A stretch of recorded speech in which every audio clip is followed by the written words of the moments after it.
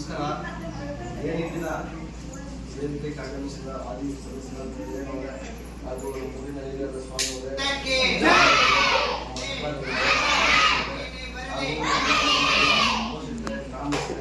ಮುಖ್ಯವಾಗಿ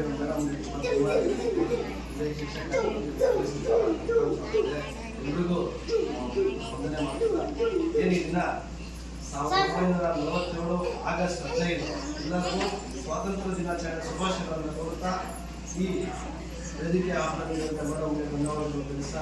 ಏನು ಸ್ವಾತಂತ್ರ್ಯ 1947 ಆಗಸ್ಟ್ 15 ಈ ಮೊದಲು ನಮ್ಮ ದೇಶ ಯಾವ ರೀತಿ ಆಡಳಿತ ಸ್ವಾತಂತ್ರ್ಯ ಬ್ರಿಟಿಷ್ ಆಡಳಿತ ಮಾಡೋದು ಯಾವ ರೀತಿ ಗೊತ್ತಾ, ನಾವು ಬೆಳೆದಿರ್ತಕ್ಕಂಥ ಧಾನ್ಯ ದವಸಗಳು ಎಲ್ಲರೂ ನಾವು ಮಾಡ್ತಿದ್ರೆ ಯಾರೋ ಬಂದು ನಮ್ಮ ಸ್ವಾತಂತ್ರ್ಯ ಹಕ್ಕನ್ನು ಕಿತ್ಕೊಂಡು ಅವರೇ ತಗೊಂಡು ಹೋಗ್ತಾ ಇದ್ರು. ನಮ್ಮ ಆಳ್ವಿಕೆ ಆ ಥರ ಮಾಡ್ತಿದ್ರು.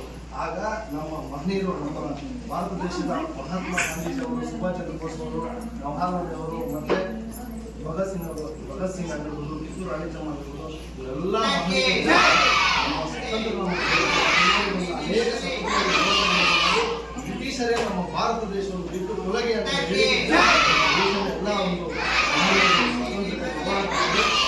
ಆಗಸ್ಟ್ 15 1947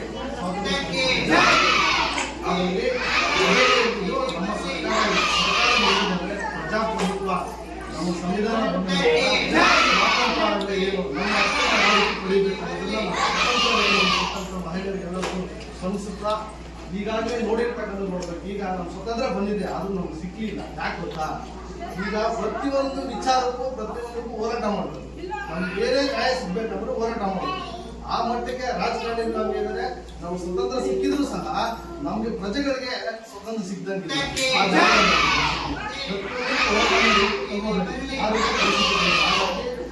ಮುಂದೆ ಬರ್ತಕ್ಕಂಥ ಚುನಾವಣೆಗಳಲ್ಲಿ ಪ್ರತಿಯೊಬ್ಬರು ಅಭ್ಯರ್ಥಿ ಒಳ್ಳೆ ಅಭ್ಯರ್ಥಿಗಳನ್ನು ಆಯ್ಕೆ ಮಾಡಿ ನಿಮಗೆ ನಮ್ಮ ಪ್ರಜೆಗಳಿಂದ ಪ್ರಜೆಗಳಿಗಾಗಿ ಪ್ರಜೆಗಳಿಗೋಸ್ಕರ ಬರ್ತಕ್ಕಂಥ ಸರ್ಕಾರ ಇದು. ಈ ಒಂದು ಸರ್ಕಾರ ಸ್ವತಂತ್ರಕ್ಕಾಗಿ ಬಂದಿರ್ತಕ್ಕಂಥ ಸರ್ಕಾರಗಳು ನಮ್ಮ ನ್ಯಾಯಕ್ಕಾಗಿ ಓಡಾಡಬೇಕು, ನಮ್ಮ ಪ್ರಜೆಗಳಿಗೋಸ್ಕರ ಓಡಾಡಬೇಕಂತ ಹೇಳ್ತಾ ಈ ಮಾತನ್ನು ಮುಗಿಸ್ತಾ ಇದ್ದೀನಿ. ಅದ್ರ ಜೊತೆಗೆ ಮತ್ತೆ ನವೋದಯ 4ನೇ ತರಗತಿ ಉಚಿತವಾಗಿ ಕೋಲಾರದಲ್ಲಿ ನವೋದಯ ಟ್ರಸ್ಟಿಂದ ನವೋದಯ ಕ್ಲಾಸ್ 4-5 ಇರುತ್ತಲ್ಲ ಆ ಮಕ್ಕಳಿಗೆ ಟ್ಯೂಷನ್ ಮಾಡ್ತಿದ್ದಾರೆ. ಸಂಜೆ 4ರಿಂದ 5 ತನಕ 5-5:30 ತನಕ ಮಾಡ್ತಿದ್ದಾರೆ. ಅವರು ಯಾರು ಎಲ್ಲ ಪೋಷಕರಲ್ಲಿ ನಾವು ಮನವಿ ಮಾಡ್ತೀವಿ, ಯಾಕೆ ನಮ್ಮ ಸರ್ಕಾರಿ ಶಾಲೆಗೆ ಮಕ್ಕಳು ಕಳ್ಸಕ್ಕೆ ಮೀನಾಮೀಷ ಶಿಕ್ಷಕರು ಕೊಡ್ತೀರಾ ಅಥವಾ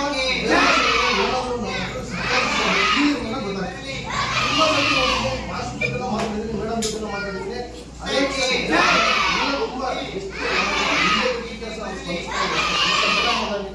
ಅವರು ಆಂಗ್ಲ ಮಾಧ್ಯಮ ನಡೆಸ್ತಿದ್ದಾರೆ.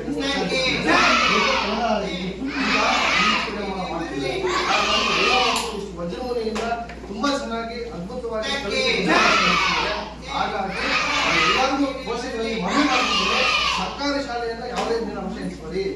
ಸರ್ಕಾರಿ ಶಾಲೆ ನಮ್ಮ ಊರಿನ ಜವಾಬ್ದಾರಿ, ನಮ್ಮ ಜವಾಬ್ದಾರಿ. ಹಾಗಾಗಿ ಸರ್ಕಾರಿ ಶಾಲೆಗೆ ಯಾವುದೇ ಮೀನಾಂಶ ಎನಿಸ್ಬೇಡಿ. ಪೋಷಕರು ಮಕ್ಕಳನ್ನ ಇಡಬೇಡಿ. ಸರ್ಕಾರಿ ಶಾಲೆ ಕಳಿಸಿ. ಹಾಗಾಗಿ ಈಗ ನಾವು ನೋಡ್ತೀವಿ ಸಮಾಜ ನೋಡ್ಬೇಕು. ಯಾರೋ ಪಕ್ಕದ ಮನೆಯವರು ಖಾಸಗಿ ಶಾಲೆ ಹಾಕ್ಬಿಟ್ರೆ ನಾವ್ ಎತ್ಕೊಂಡು ಹಾಕ್ಬಿಡಲ್ಲ, ಬೇಕಾಗಿಲ್ಲ ನಮ್ಗೆ ಅಂತ ಸರ್ಕಾರಿ ಶಾಲೆ ಮೀನಾಂಶ ಎಣಿಸ್ತಾರೆ. ನಾವು ಇದ್ದಾಗ 40-50 ಜನ ಇದ್ರು ರೂಮಲ್ಲಿ, ಇವಾಗ ನೋಡಿದ್ರೆ 5-4 ಜನ ಇದ್ರು.